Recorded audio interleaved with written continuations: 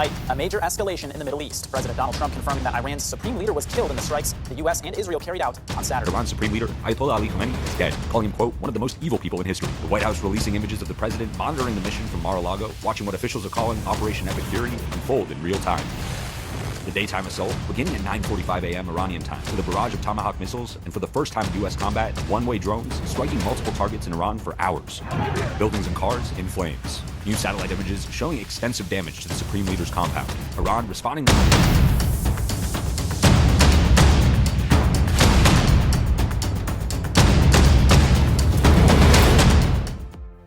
Hello everyone, आज हम बात करने वाले हैं एक ऐसी सुबह की जिसने मिडिल ईस्ट को हमेशा के लिए बदल दिया है।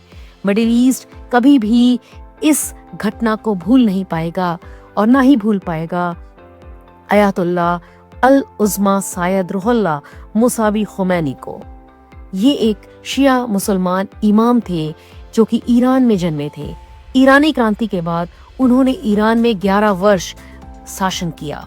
वे 1979 से 1989 तक ईरान के रहबरे इंकलाब रहे और आज हम बात करने जा रहे हैं उन्हीं के असैसिनेशन की।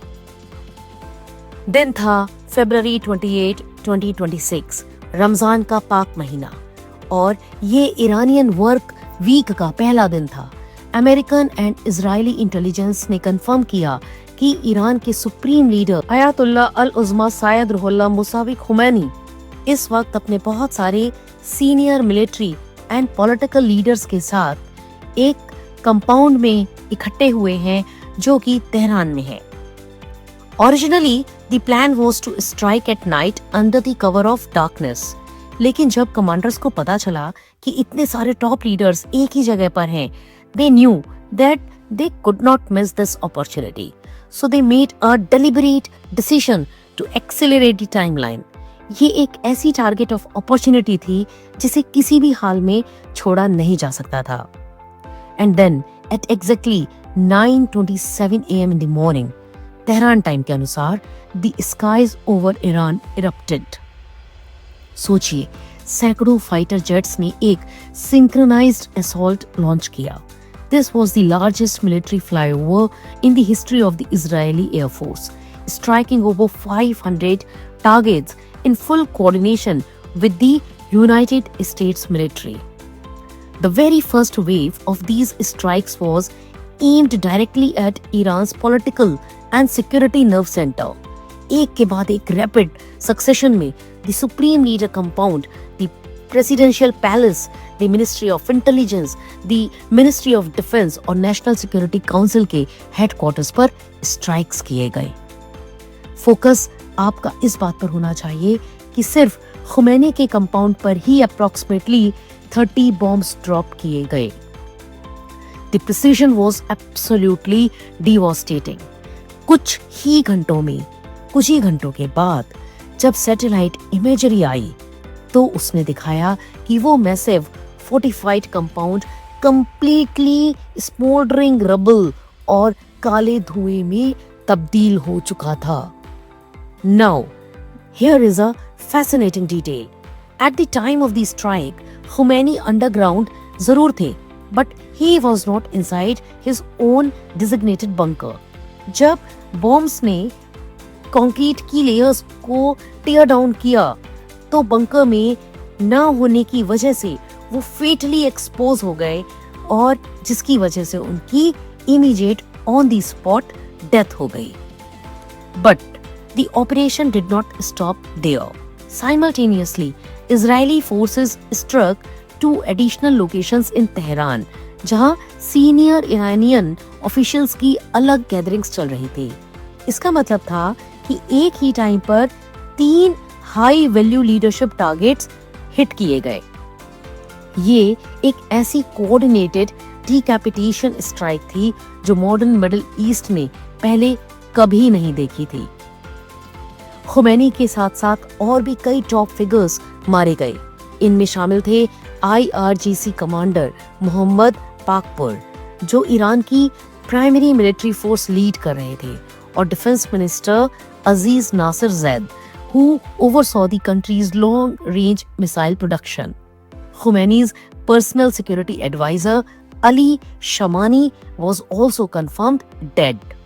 A senior Israeli security official confirmed that 40 Iranian security and regime figures were killed in that opening strike on downtown Tehran alone. सिर्फ एक सुबह के अंदर इस्लामिक रिपब्लिक का पूरा command structure effectively cut off और डिस्ट्रॉय हो गया था.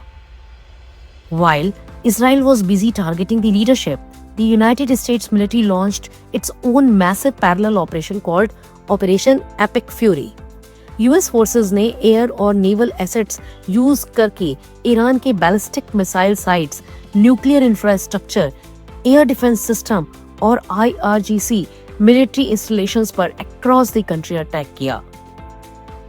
IRGC is Islamic revolutionary guard core, right? इस आर्म्ड ग्रुप की जो स्थापना थी वो 1979 में ईरानी क्रांति की सफलता के बाद ही की गई थी. मकसद था देश में इस्लामी तंत्र की रक्षा करना. मूल रूप से ये ईरान की एक रेगुलर मिलिट्री के ऑप्शन के रूप में काम करता था.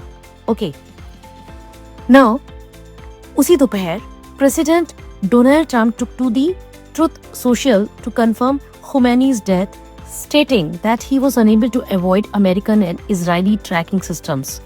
Israeli prime minister Benjamin Netanyahu ने भी डिक्लेयर किया कि खुमैनी का कंपाउंड कंप्लीटली डिस्ट्रॉय हो चुका है और उनके जिंदा बचने की कोई उम्मीद नहीं है. और बहुत ही जल्दी इसका कंफर्मेशन भी आ गया. The proof of this bold daytime attack was undeniable. Multiple Israeli networks reported that a photograph of Khomeini's body was recovered from the rubble. और ये पिक्चर प्रेसिडेंट ट्रंप और प्राइम मिनिस्टर नेतन्याहू दोनों को दिखाई गई थी. This massive success was made possible by years of deep Israeli intelligence penetration into the highest levels of the Iranian regime. इस strike का इम्पैक्ट सिर्फ ईरान की बॉर्डर तक लिमिटेड नहीं था. खुमैनी ने पिछले कई डिकेड्स में लेबनान, इराक, सीरिया, यमन और गाजा में जो एक्सेस ऑफ रेजिस्टेंस बिल्ड किया था ना, वो पिछले 2 सालों में ही कंप्लीटली तबाह हो चुका था. एक्सेस ऑफ रेजिस्टेंस से मेरा मतलब है प्रतिरोध की धुरी. अगर ये कहा जाए कि उनका एक्सेस ऑफ रेजिस्टेंस बिल्कुल कमजोर हो चुका था या खत्म होने की कगार पे था, तो ये बिल्कुल गलत नहीं था. इसको आप इस तरीके से समझ सकते हैं कि जो हिजबुल्ला है वो पूरी तरीके से डेसिमेट हो चुका था.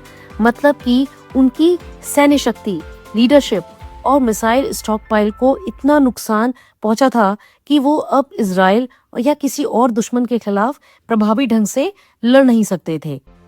ईरान के लिए ये उसकी फ्रंट लाइन डिफेंस का खत्म होने जैसा था. और सीरिया के राष्ट्रपति बशर अल असाद की सरकार का गिरना भी ईरान के लिए एक बहुत बड़ा झटका था, राइट?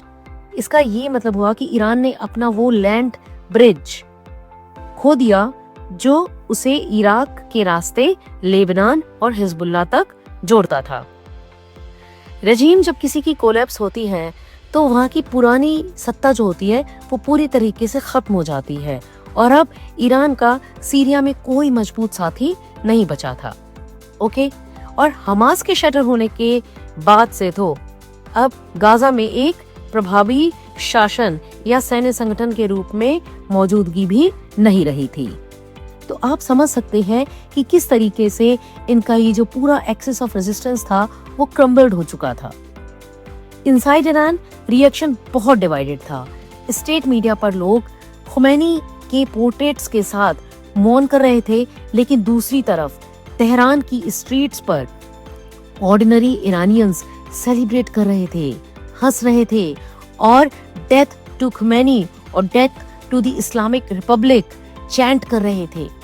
वहाँ की महिलाएं इतनी खुश थी कि आप सोच भी नहीं सकते, क्योंकि इस्लामिक तंत्र ने जिस प्रकार से महिलाओं को वहाँ पर एक तरीके से कैदी की जिंदगी जीने पर मजबूर कर दिया था, उन्हें हिजाब के पीछे ढकेल दिया था, उनके लिए सारी आज़ादी के रास्ते बंद कर दिए थे. तो ऐसे में कैसे आज के इस जमाने में जो कि वुमेन एम्पावरमेंट का जमाना है, इन चीजों को कब तक बर्दाश्त किया जा सकता था?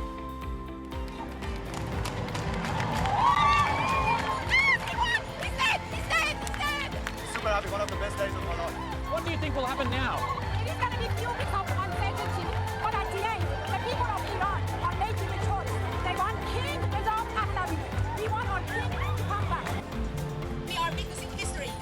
For Iranians abroad, these are sleepless nights.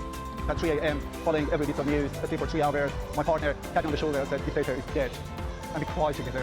We couldn't believe this moment. Regime is still there. We are just hoping that this is the end. The heads of a snake is gone. Like many exiles, Fashid Karolapour and Rose Narimani believe the US and Israel have provided Iranians with the chance to take back their country. It's not going to be easy, you know that. The ideology is still there. But I believe now people have more hope. They are just so hopeful. We are getting close. We are getting there. समय था जब Iran के लोग Shah Mohammad Reza Pahlavi के dictator रवैये और corruption से तंग आ चुके थे। खुमैनी ने उस वक्त हिम्मत दिखाई और शाह के खिलाफ आवाज उठाई। खुमैनी ने अमेरिका और वेस्टर्न कंट्रीज का इंटरफेरेंस खत्म करने की बात की। उनका नारा था नो ईस्ट नो वेस्ट, सिर्फ ईरान की अपनी आइडेंटिटी, ओन आइडेंटिटी। शाह की लग्जरी के मुकाबले खुमैनी की जिंदगी बहुत सिंपल थी, जिसने गरीब लोगों का दिल जीत लिया था। बट उनकी कुछ ऐसी चीजें थी, कुछ ऐसे उनके इरादे थे, कुछ उनके ऐसे विचार थे जिनके कारण एक बहुत बड़े वर्ग ने, अगर कहें तो आधी आबादी ने उन्हें पसंद नहीं किया। उन्होंने ईरान के लोगों को उनकी कल्चरल और रिलीजियस आइडेंटिटी वापस दिलाने में इस हद तक प्रयास किया कि उन्होंने औरतों की स्वतंत्रता छीन ली। राइट? लोगों में उनके खिलाफ नफरत क्यों पैदा हुई? क्रांति के बाद उन्होंने बहुत ज्यादा सख्ती कर दी, मैंडेटरी हिजाब कर दिया औरतों के लिए। उनका एक ऐसा स्टेप था जिसने मॉडर्न ईरानियन औरतों को उनके खिलाफ कर दिया। रिवॉल्यूशन के बाद उन्होंने अपने विरोधियों का सफाया कर दिया। हजारों लोगों को बिना सही ट्रायल के फांसी दे दी गई या जेल में डाल दिया गया। रिवॉल्यूशनरी गार्ड्स और बसीस ने लोगों की पर्सनल लाइफ में दखल देना शुरू कर दिया, जैसे म्यूजिक क्यों चला रहे हैं, डांस क्यों कर रहे हैं, सिनेमा क्यों देख रहे हैं, इस प्रकार की पाबंदियां लगानी शुरू कर दी आज के जमाने में। उन्होंने ऐसा सिस्टम बनाया जहां सारी पावर एक रिलीजियस लीडर के पास होती है। इस बात को उन लोगों ने पसंद नहीं किया जो डेमोक्रेसी में विश्वास रखते थे और जिनको ये उम्मीद थी कि अयातुल्लाह खुमैनी ईरान में डेमोक्रेसी लेकर आएंगे। 1989 में उन्होंने राइटर सलमान रश्दी के खिलाफ मौत का फतवा दिया, जिसकी वजह से इंटरनेशनल लेवल पर उन्हें एक एक्सट्रीमिस्ट लीडर के तौर पर देखा जाने लगा। तो अगर हम कंक्लूसिवली इन सारी चीजों को देखें कि वो रिवॉल्यूशन लाने के लिए हीरो माने गए, लेकिन हुकूमत के मामले में उनकी सख्ती ने लोगों को नाराज The कर antagonism दिया। goes back decades, since Islamic students stormed the US embassy in Tehran in 1979, taking dozens of hostages, many of whom were held for over a year. And in 1983, 241 Americans were killed in the bombing of a Marine barracks in Beirut by an Iran-backed militia. The chants of death to America have always been much more than rhetoric. The hatred is inspired by America's support for the real enemy, Israel, Iran's past and forever target. 47 years after it seized power from Iran's monarchy, the nation's religious dictatorship is so firmly entrenched that toppling it will be more complex than simply killing its leader. जो इंसान 3 decade से Israel को destroy करने और America को humiliate करने की बात करता था, वो अपनी ही उस फोर्ट्रेस के मलबे के नीचे दफन हो गया, जिसे वो सबसे सेफ मानता था। इसीलिए कहते हैं बुरे काम का बुरा नतीजा। As the smoke rose over Tehran, ये क्लियर हो गया कि सुप्रीम लीडर डेड है और उसकी बनाई हुई दुनिया उसके साथ क्रम्बल हो चुकी है। आप जानते हैं अयातुल्लाह का मतलब होता है एक ऐसा इंसान जो नागरिकों को, जो देश को, जो लोगों को सही रास्ता दिखाता है, सही मार्ग दिखाता है, ईश्वर का दिखाया हुआ रास्ता दिखाता है। मगर जब ऐसे रास्ते पर भी चलकर आप 2 लोगों को इतना डिवाइड कर दें, 2 जेंडर्स को इतना डिवाइड कर दें और एक इस प्रकार की हुकूमत करने लगे जिसमें लोग आपसे खुश ना हो, बहुत से लोग आपसे खुश ना हो, तो ये एक दिन होना निश्चित ही होता है। और यही हुआ। ये बहुत ही अनफॉर्चुनेट है। बहुत सारी चीजें हैं जो गलत हैं, इमोरल हैं और जिस तरीके से की गई हैं शायद गलत हैं, जिसे आज के समय में हम लोग सही नहीं ठहरा सकते। और इस बात से हम सभी वाकिफ हैं कि कभी भी कोई भी युद्ध किसी भी हालात में अच्छा नहीं होता। पहली बात तो युद्ध शुरू ही नहीं होना चाहिए और अगर हो जाता है तो हम सबकी ये कोशिश होनी चाहिए कि उसको जल्द से जल्द खत्म करके शांति व्यवस्था बनाई जाए. Think over until we meet in the next session. Thank you very much. Good day.